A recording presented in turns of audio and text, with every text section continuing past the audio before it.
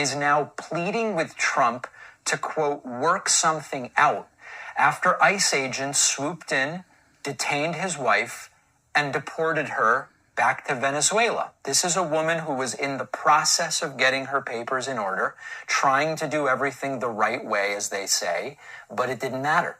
She's gone. Her husband is begging, please let my wife stay here. She deserves to be here. So let's check out this video and then talk about it.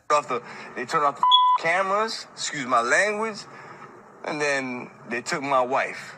This man who wished not to be identified says his wife is from Venezuela and has lived in the United States for a few years. She was one of 3 people taken from this home. I'm told the 2 others were men who worked in construction. You see them here. This video, only 1 minute and 52 seconds long, we do not see his wife being removed from the home. But this is a picture of her that he keeps in his wallet. Her name is Vianis Ramirez, and he says she was in the process of becoming a United States citizen. She already had a court date. She was good. Everything's good. He just came in and snatched her. These are pictures from the Department of Homeland Security detaining other undocumented men and women in Broward County. It's despicable what they're doing right now. It's very embarrassing. President Donald Trump arrived at his Trump National Golf Resort in Doral Saturday, set to host GOP leaders for a conference. This man hopes this message makes it to him. I get a chance to talk to you, man. Yo, please, man, let's work something out. So you, man, let me keep my wife here in the United States, man. She deserves to be here, man.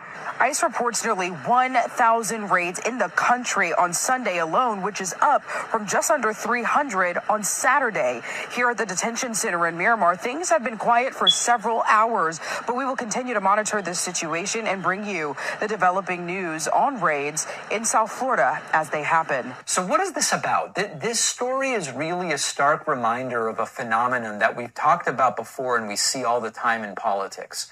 People tend to assume that harsh, punitive policies will always affect somebody else. It's not going to be my family. It's not going to be my partner. It's not going to be me. It's not going to be the people at the local restaurant that I like going to. It's not going to be people such that the supply chain for fruits or vegetables I get at my grocery store, they're not going to be affected. And the Florida man voted for Trump, presumably because he got into the rhetoric of cracking down on illegal immigration. And maybe he thought they're only going after bad people, the criminals, the ones who really don't belong here. And we've talked before how the thing is, when you empower a system that operates on fear and cruelty as a feature and indiscriminate enforcement, which is an important part of it, it doesn't discriminate. That's the way it works. It doesn't care if your spouse is the one who is hardworking and law-abiding. It doesn't care if they were in the process of legalizing their status but hadn't quite done it yet.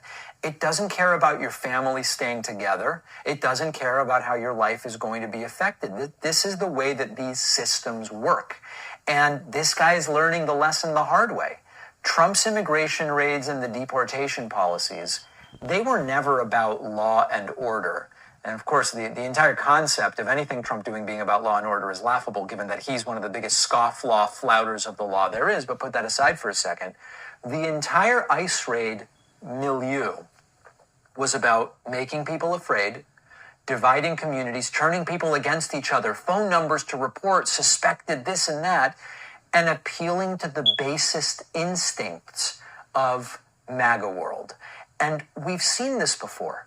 Time and time again, we see stories like this one where Trump's own supporters get caught in the crossfire. The farmers that support Trump are the ones that get screwed by the tariffs. The companies that support Trump are the ones that get screwed by his ever-changing opinion about is H-1B visa good or is H-1B visa bad. His wife, this individual's wife, not Trump's wife, was trying to navigate what is a broken and extremely bureaucratic immigration system. It genuinely sounds like she was navigating it as best she could. And she's thousands of miles away now, torn from her family. She wasn't one of these rapist undocumented immigrants. She wasn't a murderer undocumented immigrant. Trump said Some families may get separated, moms may get deported, women, children, the whole thing. Tom Homan said the exact same thing. The guy still voted for Trump, and now it happened.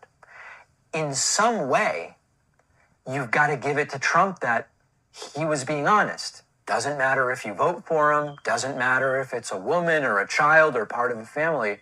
They're doing it. They're doing what Trump said that they were going to do, all to satisfy Trump's sort of obsession with appearing tough on immigration. Now, what is especially gut-wrenching about this story is just the husband pleading, please, please let me keep my wife, let's work something out.